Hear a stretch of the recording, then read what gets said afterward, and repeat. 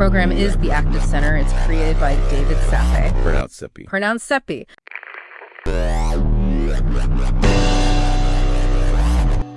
Okay, let's dive into this.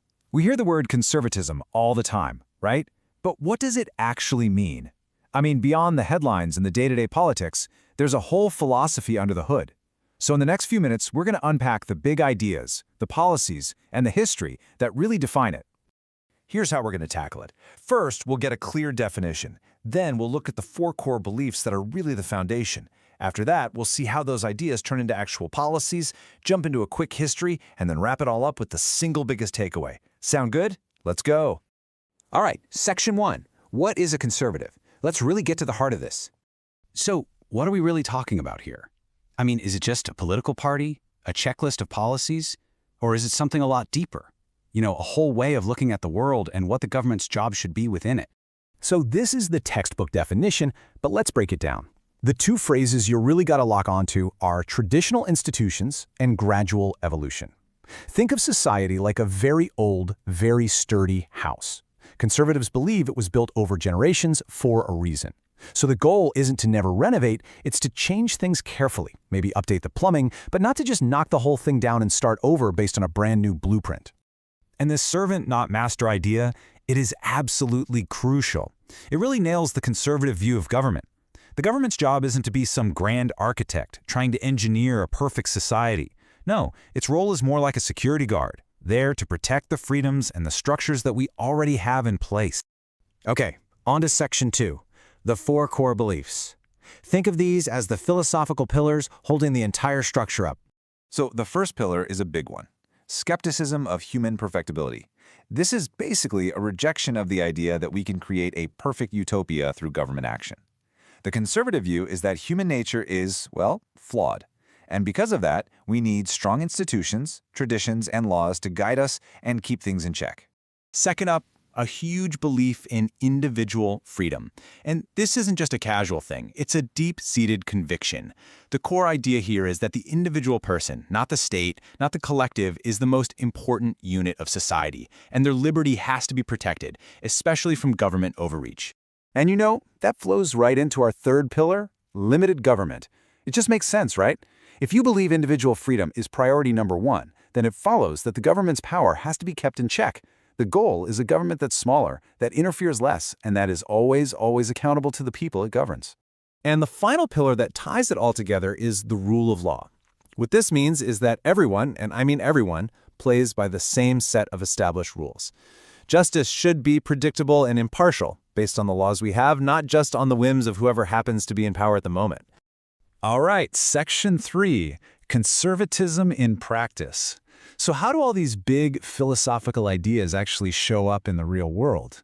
Let's connect the dots from the philosophy to the policy.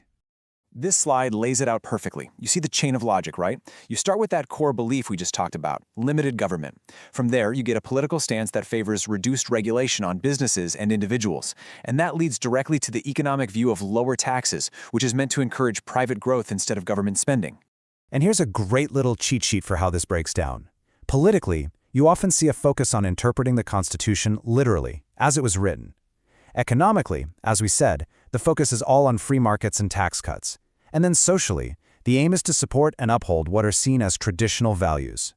And if we zoom in on that social side, that support for tradition translates into some pretty specific stances. You'll often see strong support for the traditional family unit, a very strong defense of Second Amendment rights, a big emphasis on personal accountability, and, especially in the United States, a deep connection to Christian faith and its moral values. Okay, time for Section 4, a brief history. Because look, none of these ideas just appeared out of thin air. So let's take a quick look at where they actually came from. So the story of modern conservatism really kicks off way back in 1790. You've got this guy, Edmund Burke, watching the chaos of the French Revolution and saying, whoa, hold on. The idea kind of took a back seat for a while during the 19th century with all the focus on industrial progress. But then, man, it came roaring back after World War II as a major force against Soviet communism. And by the 1970s in the US, you get this new flavor called neoconservatism, which really doubled down on things like lower taxes and a stronger foreign policy. And this right here, this is the key to the whole origin story. When Edmund Burke looked at the French Revolution, He wasn't against change itself. He was against revolutionary change, the idea of tearing everything down. He argued for slow, careful, evolutionary improvement that respects the wisdom of what came before. Now, this is a super important point. Conservatism isn't a monolith. It's different in different places. The original British kind, from Burke, actually saw the state as a guardian of society's values. But American conservatism, it evolved with a deep, deep distrust of government, and it focuses way more on protecting the individual from the state. That's a huge difference. All right, we've made it to our final section, the big takeaway. After everything we've looked at, the definitions, the pillars, the history, what's the one single idea that ties it all together? Well, it all comes down to a balancing act. At its very heart, this is the core mission of conservatism. It's all about managing this tension. It's trying to balance the fact that, yes, we need to make progress, with the equally important idea that we need continuity. It's about making sure that as we move forward, we don't completely disconnect from the moral and institutional wisdom that got us to where we are. And that, of course, leaves us with a really fascinating question for our own time. In a world that's changing so fast, with technology and society just accelerating, what does gradual evolutionary change even look like anymore? It's a huge challenge for this ideology, and maybe for all of us as we try to figure out the future.